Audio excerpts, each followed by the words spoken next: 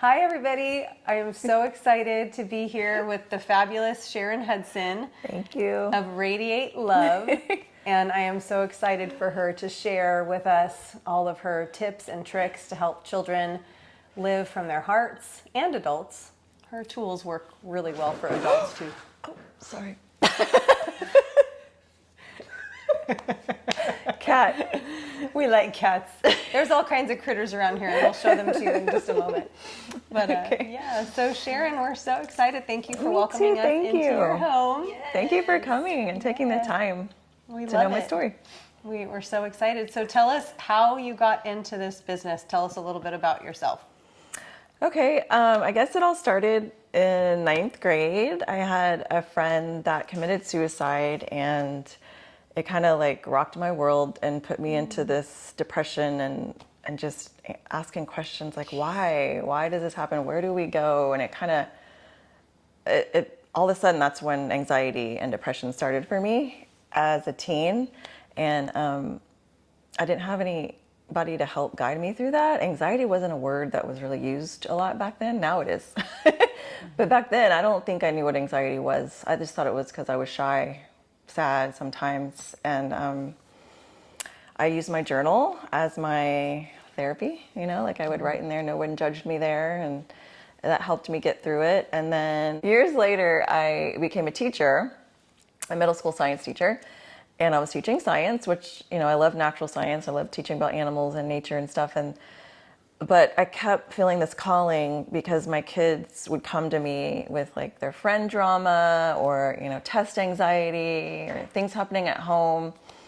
And I just kept thinking, gosh, these kids need something more than science and language arts and history. Like there's something really they need that's going to help them be successful and happy in life. And I felt like I could give them a little bit of that, but my job is to teach science. I can't just like start teaching them whatever I think is important. Mm-hmm. So I kept having the calling, and my background is psychology. I have a degree in psychology. I always thought I'd be a criminal psychologist or something like that, but I didn't want to go to school that long. So I, went to the teaching route, and I thought, okay, I don't want to be a psychologist. I don't want to be a therapist. I just want to teach tools. That's all I want to do. And so I found life coaching for kids, a certification, Adventures in Wisdom, that I started with, and that kind of helped boost my confidence and let me know that I can do this. And I took a leap of faith, quit teaching, and started my life coaching for kids business. And it's been, 5 years,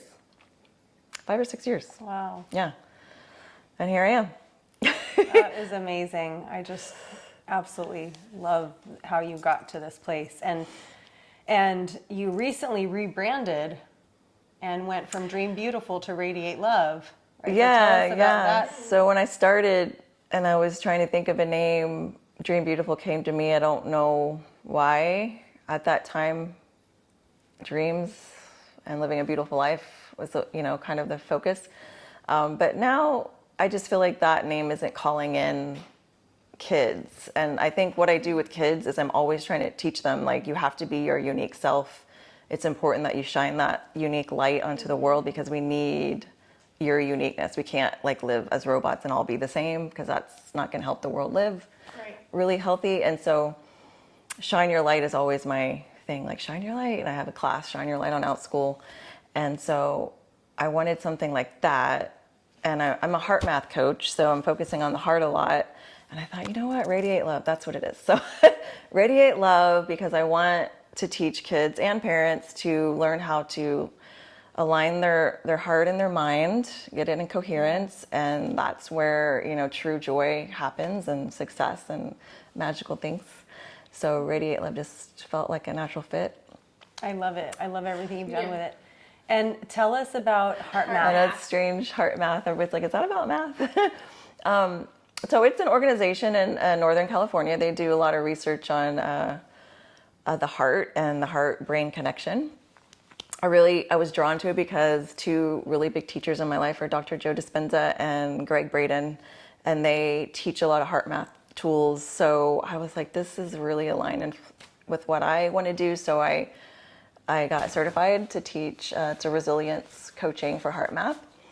And they do research on the heart. So they, they're teaching people that the heart isn't just a blood pump. It's actually our center of emotions and intuition. And when we connect with what the heart is telling us and we balance that out with the mind, we can do amazing things and live amazing lives. But, kids, as adults, we know, some of us know that now, or living in that world now of ancient wisdom, the heart, listen to your heart. We've always heard that.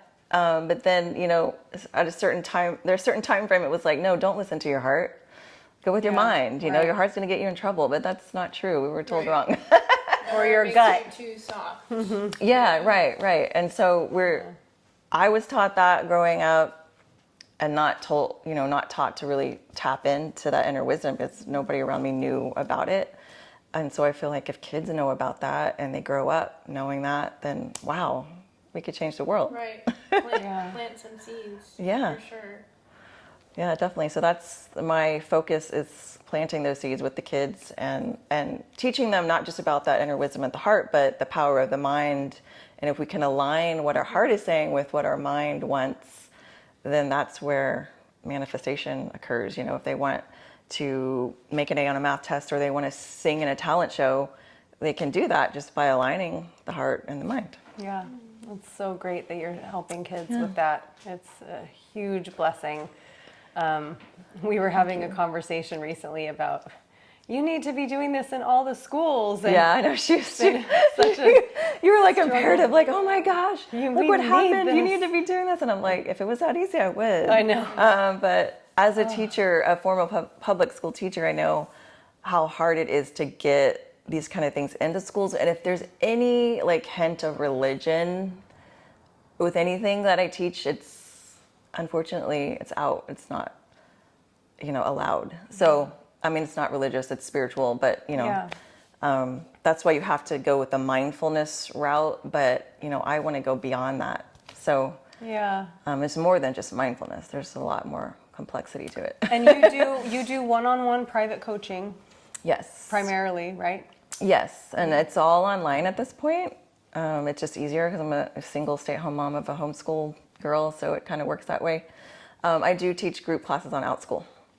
That's so great. Yeah. And what does a typical session look like? Is it 30 minutes, an hour, or how do you? I have some that 30 minutes is perfect. Mm-hmm. I usually suggest that to, the younger ages. Older ages, a little longer, 50 minutes. Mm-hmm. I'll have some of my girls that are, in between 10 and 12 that just love to talk. They need that 50 minutes to just talk, to me. And then I'll have some that 30 minutes, they don't talk as much, so I'm getting the information to them, they're receiving it, and that's enough, and it depends on their attention span. And, if they're at regular school all day, being online for 30 minutes is fine. But if they're, online, I have a few that are on online school, so it's kind of hard to do longer sessions. So it's we kind of feel it out. Case by case basis. Yeah. Okay. But normally it's about 30 minutes once a week. Okay. For each kid. Yeah. And then, so where do you find that your clients typically come from? How do they find you? That's so mysterious to me. They Google is usually the answer. They Google, or I've had some referrals from certain clients that, I've helped their kids. I have one that has referred so many people to me. It's so amazing. But it's mostly Google, and the reasoning is, for a while after COVID, after the quarantine, it was a lot of my kid's not social anymore. He doesn't know how to be social. I had one child who wouldn't take his mask off. He was so used to having his mask. Everybody in the class had taken their mask off. He wouldn't take it off because he thought his teeth were ugly. And so we did a lot of mirror talk with that. And he was like, oh my gosh, the mirror talk just did it. Wow. All of a sudden his mask was off. What is it? Can you explain the mirror talk? Yeah, mirror talk is such a big thing. I think it's the most important tool I teach, I feel like. So it's talking to yourself, saying your name, looking in your own eyes, and saying things like, in the morning, I'll say, you attract all things that bless and prosper you. And then I'll say it to me. I'll say, yes, I do. I'm sorry, am I talking to the microphone? I do attract all things that bless and prosper me. I'll talk to myself from the mirror, and then I'll talk to myself from me. Yeah. And it just it's so powerful. Yeah. So I had him doing that and I gave him some mantras to repeat over and over every day. And like the next week he was like, I only wore my mask once. I was like, oh my God, that's so cool. Makes my heart. That is so great. Yeah, so mirror talk is a big one that I tell them all to do, especially when it comes to self-esteem. Oh, that's so great. Give us another one that's a really big winner for you. Well, you know, one thing that a lot of kids will be like, just like, what, really? Some kids, it doesn't click to them yet what I'm saying, but when I tell them that what they're imagining, their brain thinks is real, you know, like there's no difference. You can imagine it or have it happen in reality. Your brain, there's no difference to your brain. So like our imagination is really powerful. Mm-hmm. And so imagine the things you want to happen and you do it over and over. And some kids will just be like, what, really? Like, yeah. I have superpowers? Yeah. Some of them that you know they're ready to hear that. Yeah. You can just hear it in their voice like, what? You know, I'll say that in some of my Alpschool classes, and I'll have a few kids are like, really? Or they'll type in the chat box like, oh my gosh, that's so cool. But some, I don't think they're in a place to get it yet, you know? So the ones that are ready will receive it. And I think that when they know that their imagination is actually useful and not like a bad thing, you know, because daydreaming, you know, you're like, don't stop daydreaming, you know, that kind of thing. It's really bad to be telling our kids that, stop daydreaming, you know, like use your daydream in a constructive way. You know, what do you want to daydream about? What do you want to create? Well, daydream about it. Right. It's actually a good thing. That's so wonderful. And you say Alpschool. What is Alpschool? I'm just wondering. Alpschool.com is a platform for online learning for kids. So I started doing that pretty early on before COVID. And then when COVID hit, it went crazy. So it's a lot more popular now. There's a lot of teachers on there teaching all kinds of things. Language, yoga, you know, math, science. Millie's been on there for like some like social clubs for Roblox and Spanish. She's in Spanish on there. So it's really helpful. So I teach personal development. Like I have a class called Building Your Self-Esteem with positive affirmations and visualization. And then I have Shine Your Light. I have one on growth mindset. I have all kinds. But the most popular ones are the Building Your Self-Esteem and the emotional management for teens. Those are my two most popular. It's so needed in the world today. I just feel like, well, my teen is so resistant to anything that I suggest. Yes. That's a whole other conversation. Yes. That's a big one. And that's why I don't have a lot of teen clients. They're usually young teen because the older ones, it's hard to do. But I did actually have a mom that signed up both her teen boys. You know, they live in New York, and they were referral. And one of them actually really, we hit it off. I felt like he really took in what I was saying. You know, it really depends on the teen, I think. But usually teen boys, I've had a few here and there, and you know, sometimes you're just like, oh my God, why do I have to do this? You know, but you know, I've had a few that hit it off, and then some girls that just want their voice to be heard by someone other than their parents. They love it. So that makes sense. I just love, I have to say, we were actually having this conversation on the way up. This is the magic of life. When you take a tragedy and you turn around and make something of it, and you take that tragedy and you use it to help uplift others. Yeah. This is the spice of life, you know, like this is this is where the magic is and where the growth is. And that's just, I'm like, you went right for it, right? The first thing. And it's like, whoa, let's get real really fast. I just love it because that is where it started for you in ninth grade. And like, it almost made me cry because of where I know my ninth grader is and all that she's going through. And, you know, using that to fuel your passion and to make a change for others and to uplift, you know, humanity through your work. Right. And I mean, I didn't know it at the time. You know, I had no idea at the time. I thought I would be a veterinarian or a marine biologist. And then I moved into criminal psychologist because I was around a lot of criminals in Houston. Like, you know, people stealing cars and stuff. That's a great. My goodness. This is the perfect segue Like we had very similar childhoods. I feel like Yeah. you know, LA Yeah. and Houston, and you know, when I Yeah, moved to the San citywide. Fernando Valley, it was really different. I mean, when I was in the Yeah, city, that's when it was like, oh, I'm watching friends get jumped into gangs. In the Valley, it was you know everything you see in the movies. So you are from Houston. Yes, So H-Town. what brought you to Austin? H-Town. Well, I had a lot of violent things happen as a teen and into my 20s, so I wanted to get out of there as soon as possible. So I left for college a little bit. I went to San Marcos for my first semester, but I got homesick and I went back. And I had I got a boyfriend around 20 that ended up moving to Austin. Well, we met in San Antonio. It's a long story. But he moved to Austin my last year of college. I was going to U of H. And he was working at Dell. And I just had it in my, I don't even know if we talked about if we were going to move in together. I just did. I don't even know. I was just like, I'm getting away from my parents. I get away from Houston. And so I moved in with him. That was 2000. And then we broke up in 2002, and I stayed. I was like, can't go back to Houston. Yeah. You know, every time you go back, it's like, you know, it's great. The culture's great. The Food is amazing. That's like the big. And then my friends, I love to see my friends, you know, from high school and all that. But it's just a concrete city. It's just not a lot of nature. It's hard to go back when you've lived here. It's so nice that it's only a couple hour drive though. Yeah, definitely. For you, I mean, to see your Yeah. friends in just a couple hours. Yeah. And so you've been in Austin since 2002 and have seen all that growth.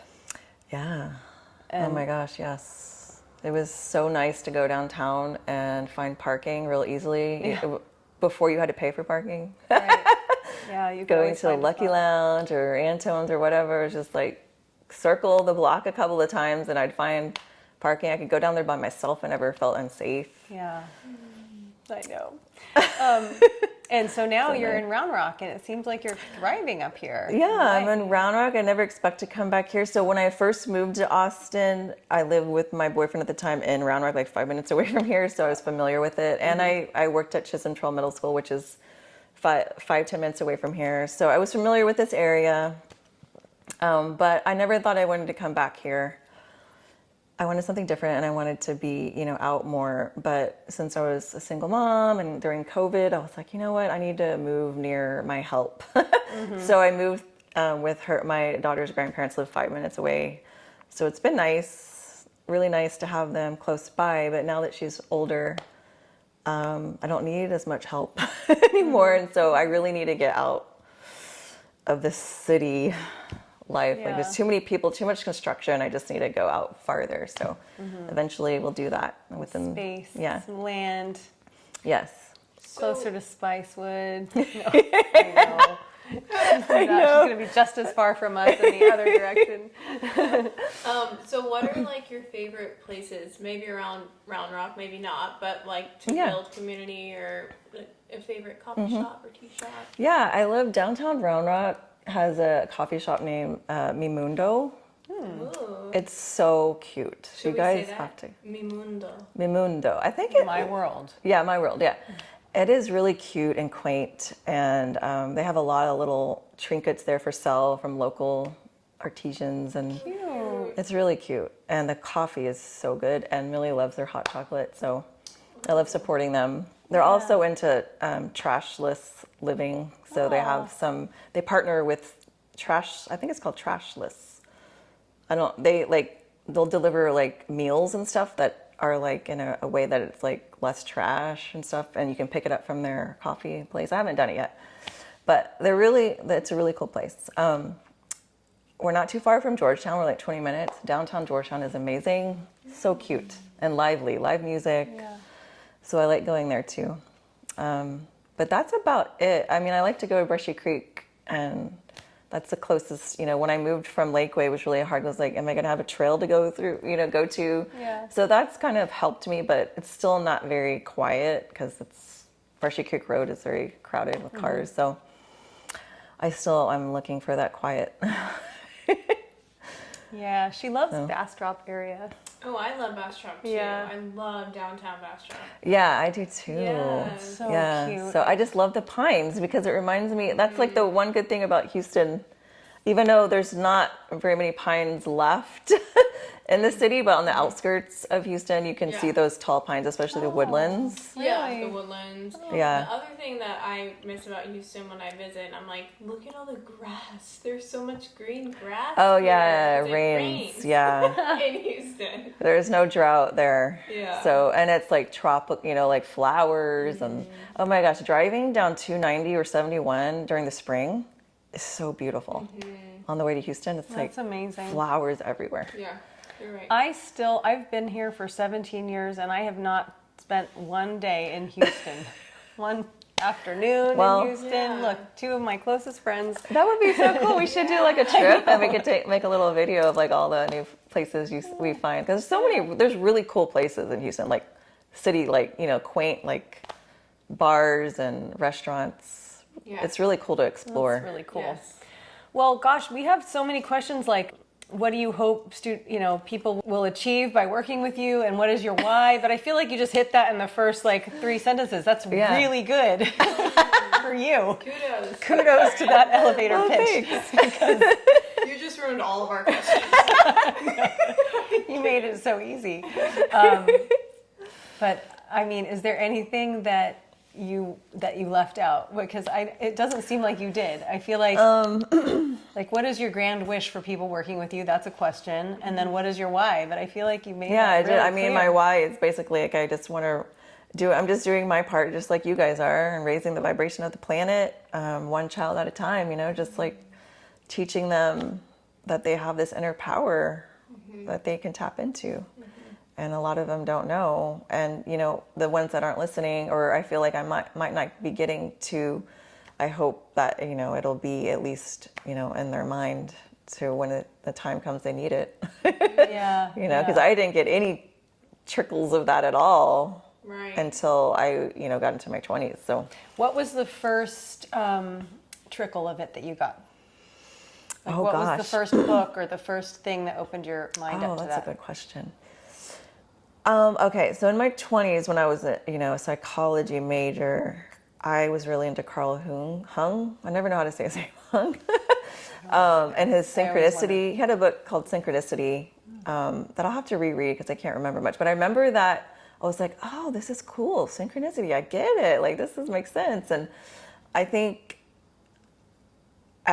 going through my 20s, I kind of was like, or tap in a little bit, and then like, no, it was like dating, going out, getting into live music. And then I think after I had Millie, that's when I kind of started going deep again. It was like, whoa, this is a big life change. And I read The Seed of Your Soul by Gary Zukav.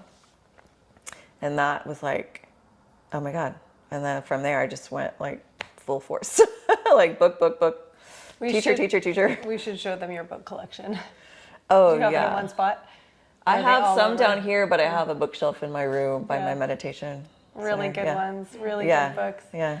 And And I use them all. Like, I tap into them whenever I'm teaching kids and adults. Like, I'm like, oh, this is a book that you need to read. And I suggest them all the time. yeah, that's so great. So another thing what's going on with your book? Is it still being sold on Amazon? No, I'm selling it through my website. Okay. And yeah. Millie's And- Song of Courage. Yes. Millie's Song of Courage, and her website link will be in the description below. Contact information, everything will be there. And you also have a fabulous podcast. Yes, Soul Quest. I tell do us- with my boyfriend Cisco. I need to have you guys on there, maybe as a duo, or Yeah. we could do individually. Like, because I know I've had Hannah on there before, but that was in the beginning. But we are just interested in everybody's journey, unique journey, and what they've learned and celebrations in their life. We just had one with Millie's old violin teacher. It's very interesting because she's a triad relationship. She's polyamorous, so she has a husband and a wife. So I was always intrigued by it when I'd go over there. Like, oh my gosh, just a wife and husband. So it's very eye-opening. That's like Yes. There's a whole world. And she's a We can, like, musician. put an icon by our heads. Yeah, so you might want to, tap into that one. It was really interesting and eye-opening. And she's a musician, and she used to work for Keller Williams. She's a realtor, so she's talked about that a little bit too. She doesn't. Wow. She does real estate in a different way now, but she's young. I mean, I almost taught her in middle school. I missed her by a year. She went to the. Oh my gosh. She went. So it's like how it's so funny how it circles around. How she was teaching my daughter violin, but not anymore because she went full force into. She does something else in real estate. But anyway, tap into that episode. It'll be out soon. It's a good one. great. But it's so fun just to like meet. Because Hear I'll people's just stories. I'll just connect with Yeah. somebody and be like, I'm going to have you on my podcast. And then I become I became friends with Tiana Right. from that, Yeah. So I love it. I love all that you do. And you ask the best questions. I really think you do such a good job at engaging and asking questions and just rolling with it. And yeah, I loved being on it, and it was so fun to share the stories from the past. And yeah, all the little, I've been calling them breadcrumbs lately. It's like this little breadcrumb leads to that and leads to that and leads to that. And Yes. it's just so interesting to see how it unfolds. yes. Yeah. Yeah, somebody said breadcrumbs to me the other day. Or was I watching a video and somebody mentioned that? I don't know, or maybe it was you. Maybe it was And you're saying it again. Spreading the breadcrumbs all over the world. I'm sprinkling them until you can find my gingerbread house. All right. Well, it was such a Thank you, pleasure guys. getting to visit with you. I'm Thank you so for driving happy. out here. And Sharon's going to be our featured guest at Coffee and Connections at the end of the month. So that's going to be on Friday, the 28th. Yay. And keep checking back. Well, reach out to us if you want to be a part of that. It's going to be a little closer to Sharon. So this one won't be in Spicewood. We're still deciding on where it's going to be. TBD, Lakeway City Park. I mean, it's so beautiful outside that we may just bring our coffee and tea canisters and that set sounds up great. outside, which would be really nice and crisp on a Friday fall morning. I haven't been there in forever, so I would love to be there again. Or maybe I used we to go there all like the time. a pumpkin patch or something. Ooh. That would be We'll interesting. let you know. Yeah. October. Thanks so All right, much for thanks. watching. Please give us a like and share and subscribe, all that, cool stuff that keeps us going. So Thank you. you. Bye. Bye. Yay.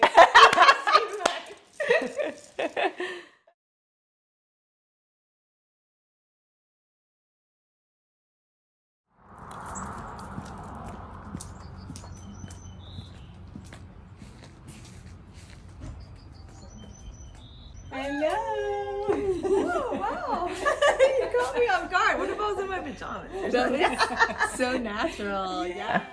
Oh my gosh, Biscuit was in my bed this morning and he shook his head and all his spit went on my face. I was sleeping. Oh, God. No. Okay. 5, 6, 7, 8. Okay. We're so serious. Do you right. want this here? Are you going to drink from this during our interview? Yeah, if it's away from me, I feel nervous. I mean, it's not going to show it like it doesn't Hey, show my. Fudge. Okay. I don't care if the cat's in it. That's fun. Marley comes in our videos too. Hope she doesn't knock that lamp up. Get down. Get down. Now I feel thirsty again since you mentioned it.